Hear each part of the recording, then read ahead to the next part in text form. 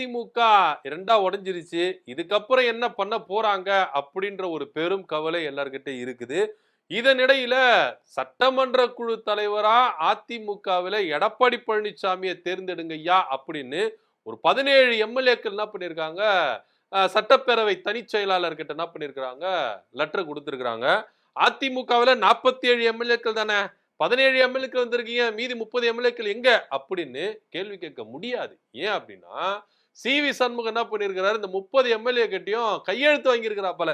அதாவது விஜய்க்கு தான் ஆதரவு கொடுக்கணும், வேற யாருக்கும் ஆதரவு கொடுக்க கூடாது அப்படின்னு ரொம்ப ஸ்ட்ரிக்டா என்ன பண்ணியிருக்கிறாரு சி.வி. சண்முகம். இந்த 30 எம்எல்ஏக்களை கூட்டி கையெழுத்தும் வாங்கி வச்சிருக்கிறாரு. இந்த 30 எம்எல்ஏக்கள் யாரை தேர்ந்தெடுக்க போறாங்க, அதாவது அதிமுக சட்டமன்ற குழு தலைவரா எஸ்பி வேலுமணியை தேர்ந்தெடுக்க போறாங்க அப்படின்னு எல்லாருக்கும் டீட்டெயிலா தெரியும். ஏன்னா காலையிலேயே சட்டமன்றத்துக்கு என்ன பண்ணாரு, வந்தாரு சி.வி. சண்முகம். வந்தவர் ஏன்பா பதவி பிரமாணம் ஏத்துக்கல எம்எல்ஏவா அப்படின்னா, வந்தாரு, வந்து எல்லாரையும் கூப்பிட்டு ரூம்ல என்ன பண்ணாரு பேசினாரு, ஆனா அவரு போயிட்டாரு, வந்து எடுப்பாரு அப்படின்னு என்ன பண்ணாரு எல்லாரும் சொல்லியிருந்தாங்க.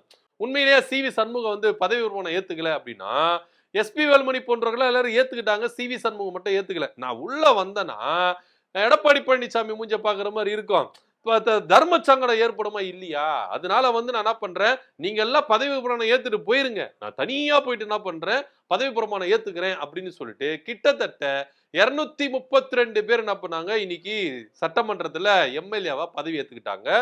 அடுத்ததா எல்லாரும் கிளம்பி போயிட்டாங்க.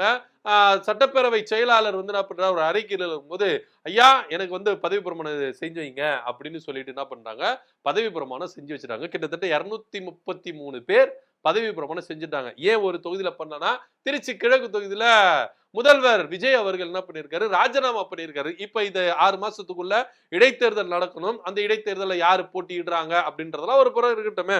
இப்ப நம்ம மேட்ருக்கு வந்துருவோம். அதிமுகவுல எடப்பாடி பழனிசாமிக்கு எதிர்ப்பு மேல எதிர்ப்பு, உங்க வீட்டு எதிர்ப்பு எங்க வீட்டு எதிர்ப்பு இல்ல, அப்பேற்பட்ட எதிர்ப்பு அவருக்கு கிளம்பி இருக்கு. கட்சி ரீதியா நீங்க பாத்தீங்கன்னா எடப்பாடி பழனிசாமி பொதுச் செயலாளரா இருக்க கூடாதுங்க, அவரை டிஸ்மிஸ் பண்றோம் அப்படின்னு சொல்லிட்டு இவங்க என்ன பண்றாங்க, எழுந்திருக்கிறாங்க. உண்மையிலேயே எடப்பாடி பழனிசாமி பொதுச் செயலாளர் பதவியிலிருந்து ராஜினாமா பண்ணிடுவாரோ அப்படின்னு கூட நிறைய பேர் சொல்றாங்க. இன்னும் நிறைய பேர் என்ன சொல்றாங்க தெரியுமா, அதாவது ஆலோசனை நடந்ததுல, எடப்பாடி பழனிசாமி வீட்டுல ஃபர்ஸ்ட் ஆலோசனை நடந்ததுல, இதுல சி.வி. சண்முகம் எடப்பாடி பழனிசாமி அடிக்கிறதுக்கு கை ஓங்கின்னு போனாராங்க. அம்புட்டு கோவத்துல இருந்திருக்கிறாரு சி.வி. சண்முகம். ஆச்சரியமா இருந்திருக்கு. என்னையா எடப்பாடி பழனிசாமி தானே நீங்க இவ்வளவு இந்த அளவுக்கு தாங்குன்னு தாங்குனீங்க, சசிகலா வரும்போது தாங்குனீங்க, டிடிவி தினகரன் வரும்போது தாங்குனீங்க, ஓபிஎஸ் வரும்போது தாங்குனீங்களே. இன்னும் சொல்ல போனா பொதுக்குழுவுல ஓபிஎஸ் வாட்டர் பாட்டிலா தூக்கி அடிச்சு என்ன பண்ணீங்க, அவமானப்படுத்தி அனுப்புனீங்க எடப்பாடி பழனிசாமிக்கு ஒருத்தருக்காக. இதெல்லாம் ஒரு வியப்பா இருக்கும் நம்மளுக்கு. ஆனா இப்ப அந்த எடப்பாடி பழனிசாமி எந்த அன்பை விட்டு எய்தாரோ, சசிகலாவை காலி பண்றதுக்கு, டிடிவி தினகரனை காலி பண்றதுக்கு, ஓபிஎஸ் காலி பண்றதுக்கு எந்த அம்பை எய்தாரோ, இன்னைக்கு அந்த அம்பு என்ன பண்ணிருக்குன்னா எடப்பாடி பழனிசாமி நோக்கி வருது அப்படின்றத ஒரு பெரும் வியப்பா இருக்குது. இன்னும் சொல்ல போனா இந்த விதிமுறைகள்லாம் மாத்துனாங்க. அதாவது அதிமுகவுல ஒரு விதிமுறைகள் இருந்தது. எம்ஜிஆர் அதிமுக கட்சி ஆரம்பிக்கும் பொழுதே அடிமட்ட தொண்டர்களாலதான் பொதுச் செயலாளர் அப்படின்றது தேர்ந்தெடுக்கப்படணும் அப்படின்னு இந்த விதிமுறைகளை எடப்பாடி பழனிசாமிக்காக மாற்றப்பட்டது. 10 மாவட்ட செயலாளர்கள் வழிமொழியணும், 10 மாவட்ட செயலாளர்கள் முன்மொழியணும், 2000 செயற்குழு பொதுக்குழு உறுப்பினர்கள் சைன் போடணும் அப்படின்ற ஒரு விதிமுறைகளை கொண்டு வந்து பொதுச் செயலாளர் இவங்க தான் தேர்ந்தெடுக்கணும் அப்படின்ற ஒரு விதிமுறைகளை கொண்டு வந்து எடப்பாடி பழனிசாமியை முதலமைச்சரா தேர்ந்தெடுத்த பெருமை சி.வி. சண்முகத்துக்கு உண்டு அப்படின்றதுல எந்த வித மாற்று கருத்து இல்ல. ஆனா இந்த ஃபார்முலாவை, இந்த ஃபார்மேட்டை நீங்க மாத்துனீங்களா, இது உங்களுக்கு ஆப் அடிக்குது பாத்தீங்களா, கர்மா வேலை செய்யுது சார், அதை கொஞ்சம் நினைச்சு பார்த்துக்கங்க அப்படின்னு தான் நம்மளால பேச தோணுது. எந்த ஓபிஎஸ் நீங்க நீக்கினீங்களோ, எந்த சசிகலாவை நீங்க நீக்கினீங்களோ, எந்த டிடிவி தினகரன் நீ நீக்கினீங்களோ, இன்னைக்கு அதே விஷயத்துல எடப்பாடி பழனிசாமி நீக்கிறதுக்கு இங்க ஒண்ணு கூடிட்டாங்க அப்படின்னு சொல்லப்படுது. So CV. சண்முகம் எல்லாருமே ஒட்டுமொத்தமா சேர்ந்து எம்எல்ஏ பதவி ஏத்துக்காம இவர் தனியா போய் என்ன பண்ணிருக்கிறாரு, எம்எல்ஏ பதவி ஏத்துறாரு. இனி எடப்பாடி பழனிசாமி மூஞ்ச நான் பாக்குறதுக்கு விரும்பல சார் அப்படின்ற ஒரு கோபத்துல நான் வரல, நீங்க போய் எடுத்துக்கங்க, நான் தனியா எடுத்துக்கிறேன் அப்படின்னு சொல்லிட்டு தனியா வந்து எடுத்துக்கிட்டாரு. இப்போ கட்சியில நீங்க வந்து பாத்தீங்கன்னா பொதுச் செயலாளர் பதவியை ராஜினாமா செய்யணும் அப்படின்ற ஒரு போர்க்கொடி சி.வி. சண்முகம் என்ன பண்ணிருக்காரு, எடுத்திருக்கிறாரு. சோ இந்த பேச்சுவார்த்தையில சி.வி. சண்முகம் எடப்பாடி பழனிசாமியை அடிக்கிறதுக்கு கை ஓங்கின்னு போனாரு அப்படின்னு பலரும் என்ன பண்றாங்க, விஷயத்த சொல்றாங்க. இது ஒரு புறம் இருக்கட்டும். இப்ப சட்டமன்றத்துக்குள்ள வாங்க. சட்டமன்றத்துக்குள்ள யாருங்க தலைவர் அப்படின்னா எஸ்.பி. வேலுமணி தான் தலைவர்.